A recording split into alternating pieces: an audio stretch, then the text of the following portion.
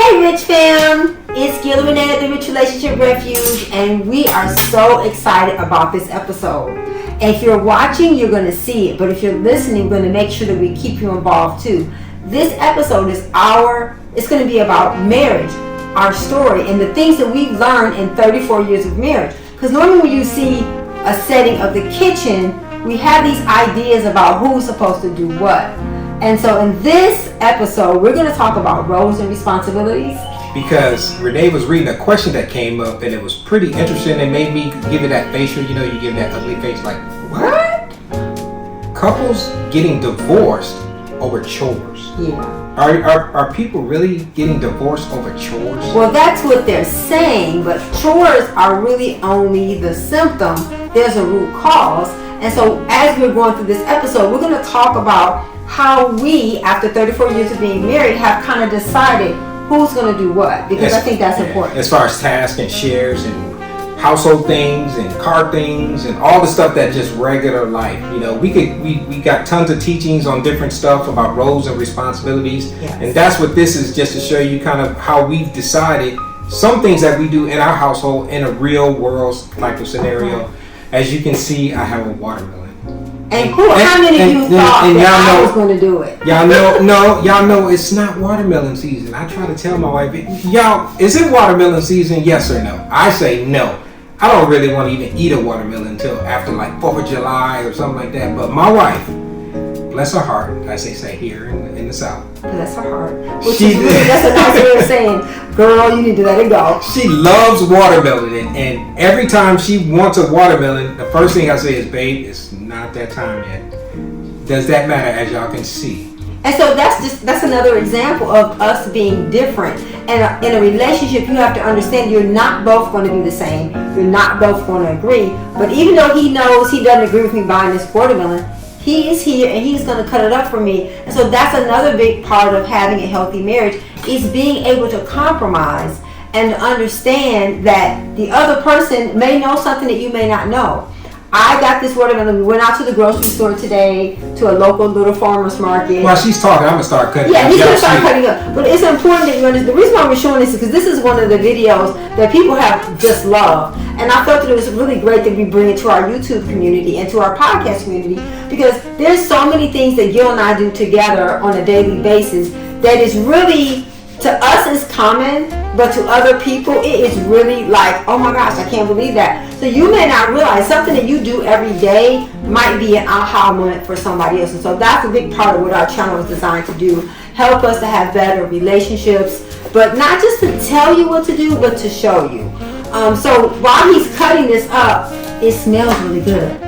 She always does that. She always smells it like that. Yeah, because if fruit doesn't smell good, it probably won't taste good. So we got it cut, but before I do that, let me just spray, because juice gets everywhere down here. Let me do that. I love this stuff. Yeah, I do too. I do. It smells We found this. Y'all can see who it's by, and this is not paid or anything. It's just something that we use. And it smells so good. This is that Clorox Ultra Foamer. It's great. It's a good way to keep things clean as you're working on your kitchen and keeping everything together. But anyway, so this is how we cut up, or I cut up the watermelon. We haven't forgot where we are in the teaching, or this little lesson that we're talking about roles and responsibilities and chores and all that stuff. But how many of you, when you saw us in the kitchen, automatically assumed, or how many of you in your home, you feel like the kitchen is a place only for women? That is I'm going to pause on that, because it's not just for women. The kitchen is for men and for women. It's for the whole family. It's just a matter of you deciding who is going to do what. And that's one of the things we want to ask. How do you guys decide who is going to take care of what task? Yeah. Well, after 34 years of being married, we have kind of realized that we allow the person who is best at that task to perform that task. Is this going to be distracting? I know, because we really want y'all to listen. But actually, you can listen and watch. But what I love about this is just the way that everything has a process. It has a beginning, a middle, and an end. And so many times people are like, oh, I would have never thought to cut a watermelon in half. Or I would have never thought to talk about who's going to be better at something than the other person. You may just do it the way you saw your parents do it. But just because your parents did something a certain way, it doesn't mean that that's the best way for you.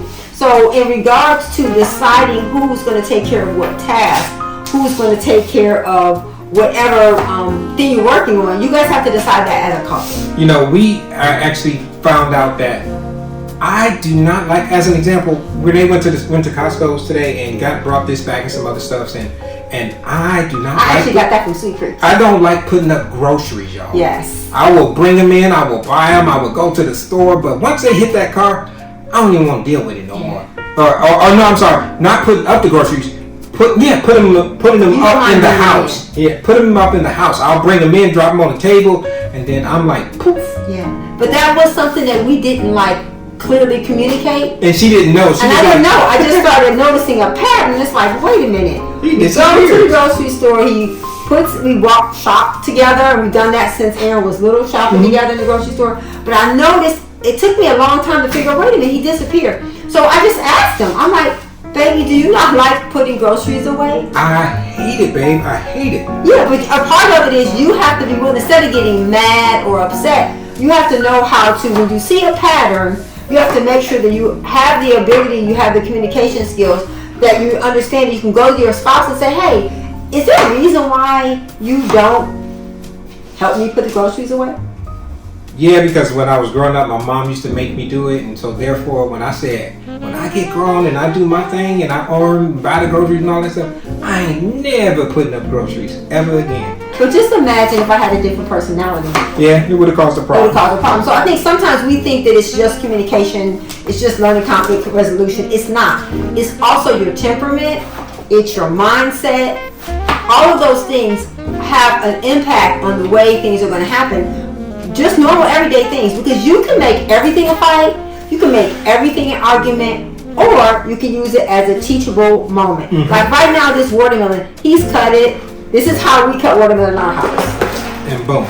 And y'all, I did that live on camera. Is that not amazing? It's already cut up in chunks. And the thing that I love about the way Gil cuts the watermelon, because I grew up, making it wiggle and move around. And you lose a lot of rhyme, but yeah. But the thing is that sometimes you need to be shown how to do something that you do every day a different way. Absolutely. In order to help you to have a more enjoyable experience, a better communication experience, a better chore experience. So a big part of what Rich Relationship Refuge is really designed to do is to show you, not just to tell you, how Gil and I, after 34 years of being married, navigate everyday tasks. I know a lot of you guys may have seen the videos from the Hot Couples Escape. That was a lot of fun. It was so much fun. We've gotten so much great feedback. We thank you for the comments and response. Yeah, thank you for the comments, and thank you for watching and liking and downloading our podcast and watching our YouTube channel,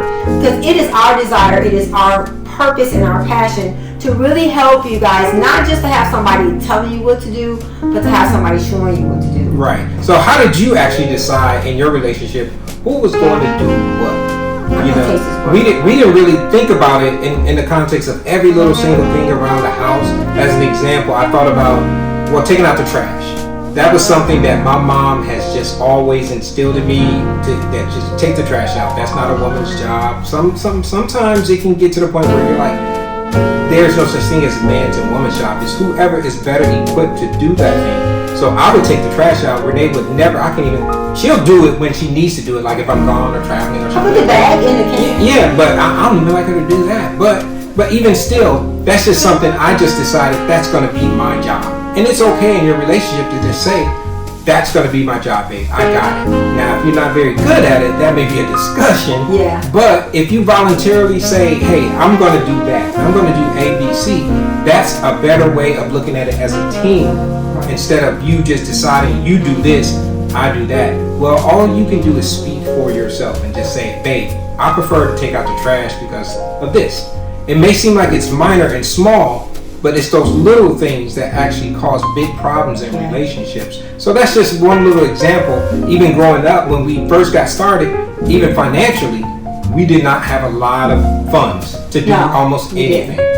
But Renee was better at balancing the checkbook than I was. Checks, for those of you who don't know what a check is, It's when you used to write a piece of paper and you send it in the mail to pay your bills. Yeah. It wasn't a swipe or a tap or anything like that. It We didn't wasn't have that. Right. And I just couldn't do that on time for some reason. It just, Yeah. But Renee was better at that. So that's just one or two examples of how we actually navigated that. And I had to give up control of the checkbook to say, yeah, I may earn the money, but she's better at managing the money. And as long as I had enough of my toys, at that time it was music, CDs, and that kind of stuff, I didn't care what you did with the money. And even that was something we had to navigate because we both didn't make a lot of money.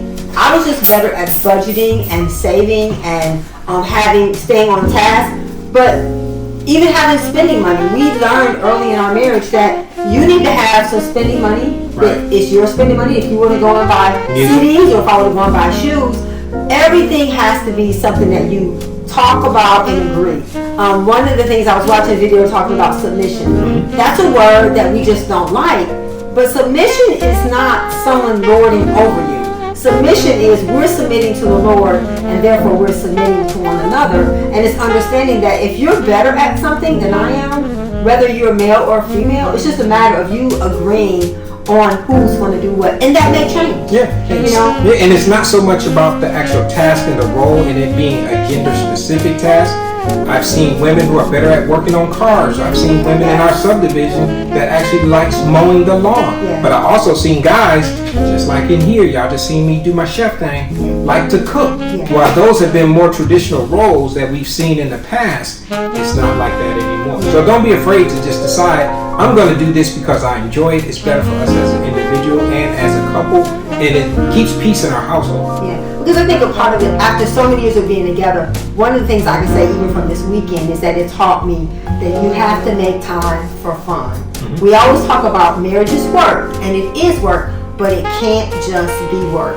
You have to make sure that you set aside time for date nights and for going out and for spending time with other couples. Right. You know, one of the things I can say, I'm going to expose Gil on camera, guys don't normally like to do social things. That's a girl thing, right, guys? Yeah. Yeah. But unfortunately, guys don't like to do it. But God put us together for a reason, and although they don't like to do it, it is so necessary. And when we actually got together, and I had the brothers there with me, and we had more fun, I think, but that's a whole other. Yeah, and so it's a part of it is understanding that women, there are going to be things that your husband may not like, and he may not want to do. But if you allow his reaction to change your bend, then you're going to have a great sense of resentment inside of you because you're suppressing something that's natural. It's natural for us to be social and outgoing. And sometimes it's the other person in the relationship. The social person has to not give up the desire to be social for the person that's not social. And the person that's not social can't make the person that's social feel bad for being social. It's a compromise. It's working together. It's learning that there's something in this man that I need to be the best version of myself. So as you think about that, think about your roles and responsibilities and tasks and things that you want to clearly define for your household, your relationship, because it's going to make it better for you as a couple, you as an individual, and it's going to build your stronger relationship like we like to talk about here on Rich Relationships. So we hope you got something out of it. We hope you actually go get your watermelon. Not until July though. Yeah, it's good though. And we'll see you guys in the next one. Remember, Gil and Renee, Rich Relationship Refuge. Please download if you're listening as a podcast, and if you're watching on YouTube, please like, subscribe, share, and leave us a comment. And give us your feedback on topics you want us to talk about, because we have had some people in our community to give us a topic, and if you give us a topic, we will talk about it. So we'll see you in the next one. We love you. You're more than enough. Bye.